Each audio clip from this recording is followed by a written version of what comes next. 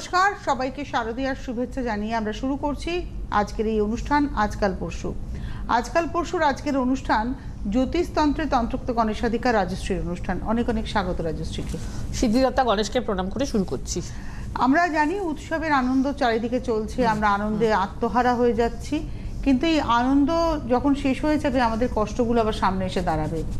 তাই সাময়িক আনন্দে গা না ভাসিয়ে বরঞ্চ কষ্টগুলো থেকে নিজেকে সেভ করা, রিলিফ করা একদম আলাদা কাজ। সমস্যার সমাধান ভিত্তিক তান্ত্রিক প্রতিকার রাজশ্রীর এটা সৃষ্ট একটা পথ, যেখানে তিনি আপনার ছকের গ্রহ সংস্কার করবেন, ছকের সংস্কার করে আপনার সমস্যার সমাধান করবেন। তার প্রতিকার কিন্তু আপনি নিয়ে গিয়ে রেখে দেবেন তা নয়, তার প্রতিকার আপনাকে পালন করতে হবে, এবং সেই পালনের ক্ষেত্রে আধ্যাত্মিক ভক্তির একটা বড় ব্যাপার থাকে। কারণ আমরা জানি যে কোনো কিছুতে ভক্তি হচ্ছে আসল কথা। তো আপনি ভীষণভাবে তিথি নক্ষত্রের উপরে গুরুত্ব দেন, অমাবস্যার উপরে গুরুত্ব দেন।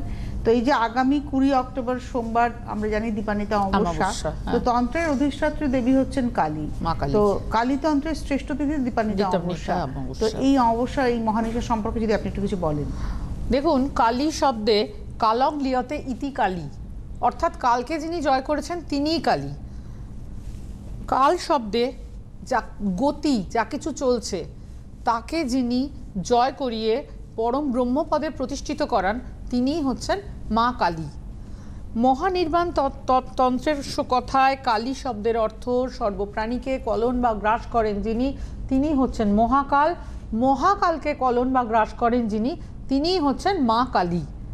এবং মহানির্বাণ তন্ত্রের কথায় কালী শব্দের অর্থ কিন্তু যথেষ্ট সমস্ত রকম জীবজগতের ওপরই পড়ে। তিনি মহাকাল এবং তিনি যে কোনো রকমভাবে তিনি কালী, তিনি মহাকাল, তিনি কালী। সৃষ্টিকর্ত্রী রূপে তিনি জগৎ সংসারে আমাদের সবাইকে পালন করছেন, ধারণ করছেন। আবার সংহারকর্ত্রী রূপে তিনি পাপীদের নাশ করছেন এবং দুষ্টের দমন করে শিষ্টের পালন করছেন। তন্ত্রমতে গুণগত দিক থেকে দেবী কালিকা তন্ত্রমতে রজগুণ দ্বারা সৃষ্টিকর্ত্রী, সত্যগুণ দ্বারা পালনকর্ত্রী, তমগুণ দ্বারা সংহারকর্ত্রী। তন্ত্রমতে দেবী কালিকা 10 মহাবিদ্যার প্রধান দেবী। শাক্তমতে মা কালী বিশ্ব ব্রহ্মাণ্ড সৃষ্টির আদি কারণ।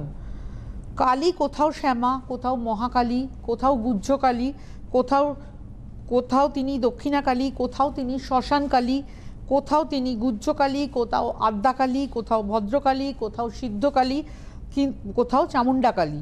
কালী শব্দের কালী হচ্ছেন অন্ধকারময় জগতের ঊর্ধ্বে। পৃথিবীর আদি শক্তি মা কালী সনাতনীদের মধ্যে দক্ষিণাকালিকার সর্বাধিক পূজিত হন। দক্ষিণাকালী চতুর্ভুজা, তার 4 হস্তে যথাক্রমে খড়গ, অসুরের ছিন্নমুণ্ড এবং অন্য 2টি হস্তে রয়েছে বরমুদ্রা ও অভয় মুদ্রা। গলায় রয়েছে নরমুণ্ডের মালা, মাথায় আলুলায়িত চুল। কখনো তিনি শিবের বুকে ডান পা রেখে দণ্ডায়মান, কখনো তিনি শিবের বুকে বাঁ পা রেখে দণ্ডায়মান। আমাদের বঙ্গে দক্ষিণাকালী কিন্তু সবচেয়ে বেশি পূজিত হন। কেন? তার 4 হস্তে যথাক্রমে খড়গ, অসুরের ছিন্নমুদ্রা একটা রূপ, বর এবং অভয় মুদ্রা আর একটা রূপ। গলায় রয়েছে নরমুণ্ডের মালা, মাথায় আলুলায়িত চুল।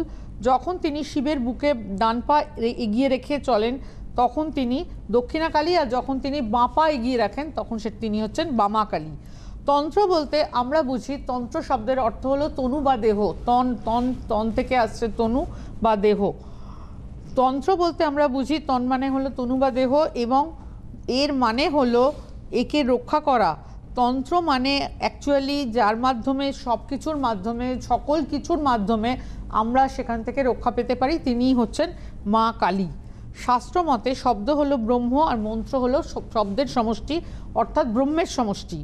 আমরা বিভিন্ন তিথিতে মা কালিকার আরাধনা করে থাকি। তার মধ্যে আদর্শ হচ্ছে বছরের বিভিন্ন অমাবস্যায় মা কালিকার পূজা করা হয়, এবং মা কালী এই মহানিশাতে অত্যন্ত প্রসন্ন থাকেন।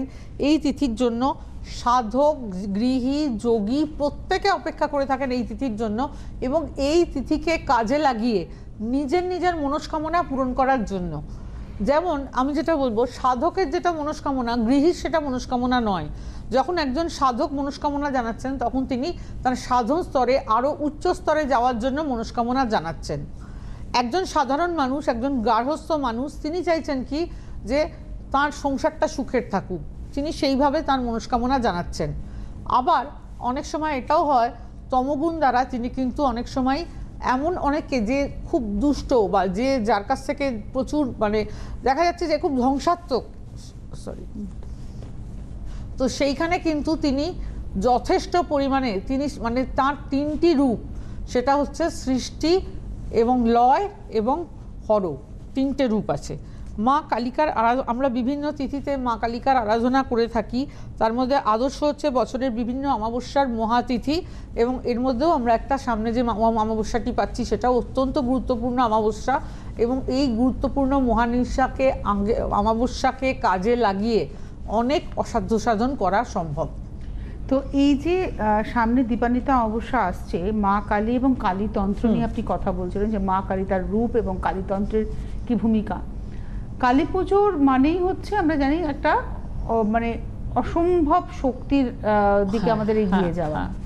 বলা হয় যে ঠিক কালী পুজোর আগের দিন যে চতুর্দশী পরে, ভূত চতুর্দশী, সেদিনকেও নাকি স্বর্গ এবং মর্তের দ্বার খুলে যায়, কোনো একটা সময় স্বর্গ মর্তের দুটো দ্বারই খুলে যায়, যার ফলে অশুভ এবং শুভত্বের একটা কোথাও সংঘাত, এবং সেখান থেকে আমাদের নিজেদেরকে শুভত্বের দিকে নিয়ে যাওয়া। তো সেই গুণগুলো রয়েছে, তো সেই গুণের একটা ব্যালেন্স করে নেওয়া, ব্যালেন্স করে চলতে হবে, না শুধু রজদেও কিছু হবে না, শুধু তমদেও কিছু হবে না। আমার তামসিকতাকে বাড়াবো না সাত্ত্বিকতাকে বাড়াবো, সেটাই কিন্তু এই প্রতিকার কিভাবে কাজ করে, এটা মনে হয় আমার একটু আলোচনা করার দরকার। যে ধরুন এই যে কালীতন্ত্রের শ্রেষ্ঠ নিশা হচ্ছে দীপান্বিতা অমাবস্যার নিশা, এই নিশাতে আপনি আপনার প্রতিকার করাবেন। এই যে প্রতিকার কিভাবে কাজ করবে একজন মানুষের জীবনে, প্রতিকার কিভাবে কাজ করে? প্রতিকার কাজ করবে হচ্ছে আমাদের হরোস্কোপে আমরা যে প্রতিদিন মানে প্রত্যেকটা মানুষের যে হরোস্কোপ আছে, সেই হরোস্কোপটাকে যদি প্রকৃতভাবে বিশ্লেষণ করা যায়, তার মধ্যে কি ভালো আছে কি খারাপ আছে, যদি ভালো থাকে তাহলে তো খুবই ভালো, কিন্তু যদি ভালো না থাকে, তো প্রতিকার হচ্ছে এমন একটা জিনিস যার সাহায্যে আমরা যে কোনো সমস্যা থেকে পরিত্রাণ পেতে পারি। মা কালীকে কিভাবে কাজ করছে, মানে প্রতিকার যে আসছেন সেই প্রসঙ্গে কাজ করছে, এর জন্য গ্রহ সংস্কারের প্রয়োজনীয়তা আছে প্রতিকারের জন্য, কোনো প্রতিকার পালন করার জন্য। এবং প্রতিকার কেউ ধারণ করেন, কেউ প্রতিকারকে পাঠ করেন, কেউ প্রতিকার জিনিসটা হচ্ছে কি, সেটা হচ্ছে যে যেটা আমি স্বাচ্ছন্দ্যভাবে জীবনে পাইনি অথচ যেটার প্রয়োজন ছিল, সেইটাকেই কিন্তু বলা হচ্ছে প্রতিকার। দেখা গেল আমার একটা ভালো বই চাই, কিন্তু বইটা আমার হাতে নেই, তো বইটাকে আমি যখন জোগাড় করে আনলাম, তার মানে আমি সেই জিনিসটার জন্য প্রতিকার নিলাম। খানিকটা প্রতিকার এই ধরনেরই শব্দ, যার মাধ্যমে যে সকল কিছুর মাধ্যমে নিজের দেহকে রক্ষা করা হয়, তাই কিন্তু প্রতিকার। যা কিছুর মাধ্যমে, যে কোনো কিছুর মাধ্যমে যাকে রক্ষা করা হয়, সেটাই হলো প্রতিকার। তার মানে একটা জিনিস খুব পরিষ্কার, প্রতিকার কিন্তু ম্যাজিক নয়।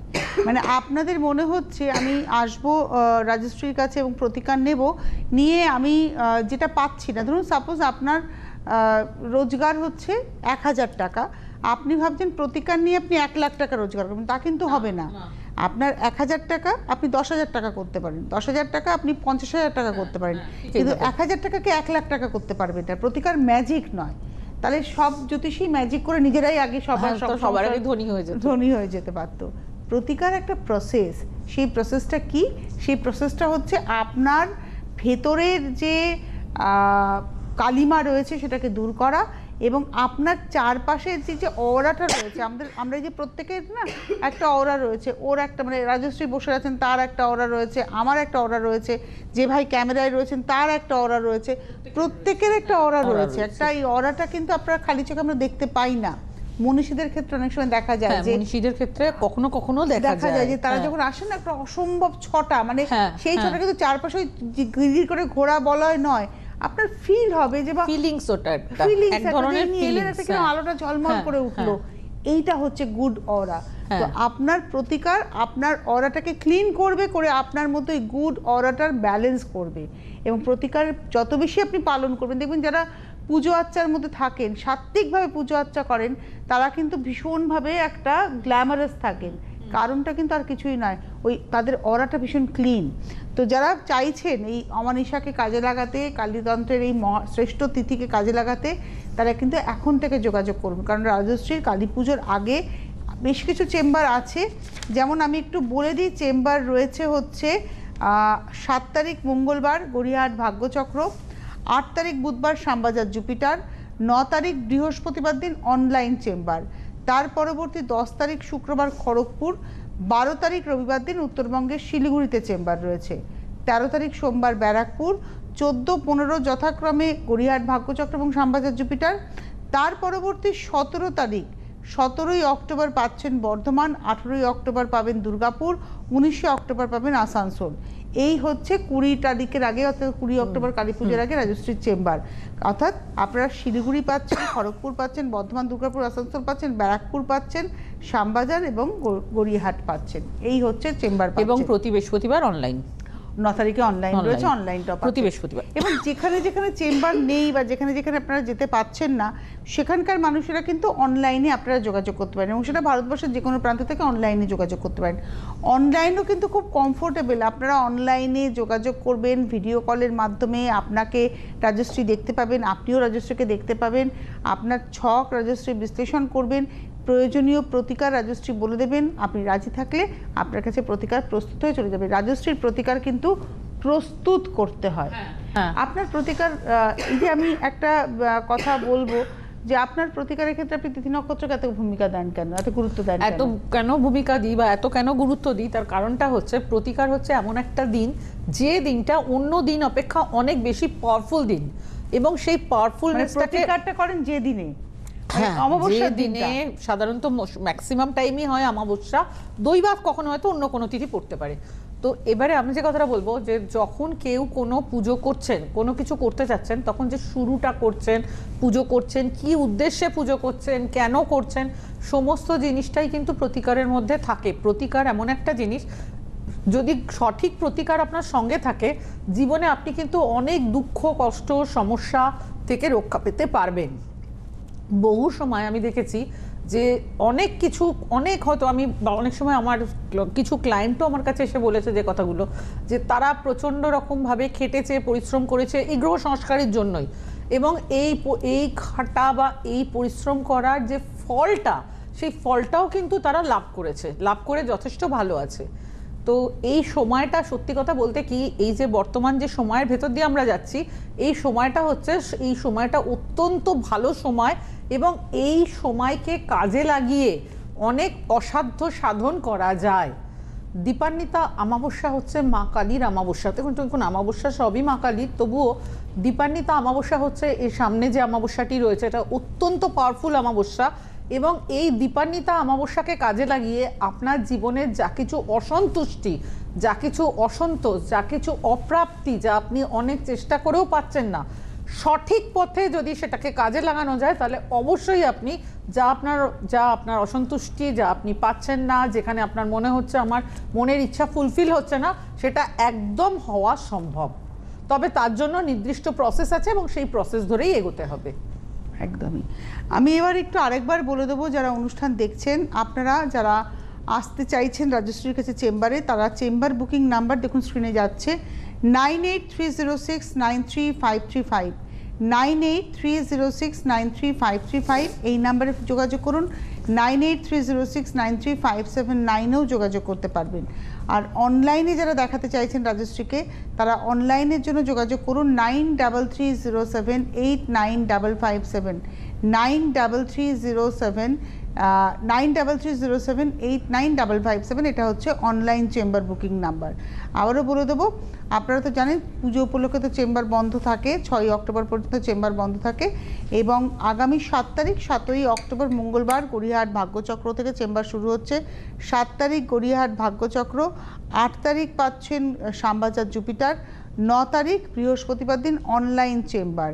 তার পরবর্তী আপনারা কিন্তু পেয়ে যাচ্ছেন হচ্ছে 10 তারিখ শুক্রবার খড়গপুর চেম্বার, 12 তারিখ রবিবার দিন উত্তরবঙ্গের শিলিগুড়ির হোটেল ম্যানিলাতে চেম্বার, 13 তারিখ সোমবার ব্যারাকপুর সৌভাগ্যচক্র চেম্বার, 17 তারিখ শুক্রবার দিন আপনারা পাচ্ছেন হচ্ছে বর্ধমান হোটেল নিশিদিন চেম্বার, 18 তারিখ শনিবার দুর্গাপুর হোটেল রিলায়েন্স চেম্বার, এবং 19 তারিখ রবিবার দিন আসানসোলের হোটেল পূর্বাশা ইন্টারন্যাশনালের চেম্বার রয়েছে। 20 অক্টোবরের আগে এতগুলো চেম্বার আপনারা পেয়ে যাচ্ছেন, গড়িয়াহাট ভাগ্যচক্র, শ্যামবাজার জুপিটার, ব্যারাকপুর, খড়গপুর, এবং পাচ্ছেন হচ্ছে শিলিগুড়ি, বর্ধমান, দুর্গাপুর, আসানসোল এবং অনলাইন। শিলিগুড়িতে পাচ্ছেন কিন্তু কৃষ্ণনগর পাচ্ছেন না, হাওড়া পাচ্ছেন না, আপনারা কিন্তু অনলাইনে যোগাযোগ করাই যেতে পারে। প্রতি বৃহস্পতিবার আমার অনলাইন চেম্বার থাকছে। অনলাইনের জন্য যোগাযোগ করুন 9330755557। তো আমরা ছিলাম হচ্ছে প্রতিকার কিভাবে কাজ করে। আপনার প্রতিকার পালন করতে হয় কেন? কারণ অনেকের তো মনে হতে পারে প্রতিকার নেব, করবো বা রেখে দেবো। এর উত্তর দেবো, সেটা হচ্ছে যে যখন কারো শরীর খারাপ হয়, ঠিক আছে, যখন কারো শরীর খারাপ হয় তখন সে কি করে? ওষুধ খায় সুস্থ হওয়ার জন্য, বা যে কোনো তার কোনো একটা সমস্যা রয়েছে সেটা থেকে বেরিয়ে আসার জন্য। ঠিক সেই রকম প্রতিকারও কিন্তু তাই। অনেক মানুষের হরোস্কোপ দেখতে গিয়ে দেখা যায় হরোস্কোপটা ততটা পাওয়ারফুল নয়, অনেক দুর্বল হরোস্কোপ থাকে, আবার অনেক হরোস্কোপ প্রচণ্ড পাওয়ারফুল থাকে।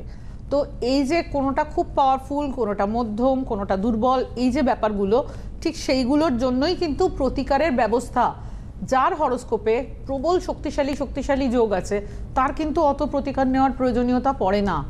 আবার কারোর ক্ষেত্রে হয়তো দেখা যাচ্ছে পার্টিকুলার এই সমস্যাটার জন্য আমার এই পার্টিকুলার সমস্যার জন্য আমি কোনো প্রতিকার নিতে চাই।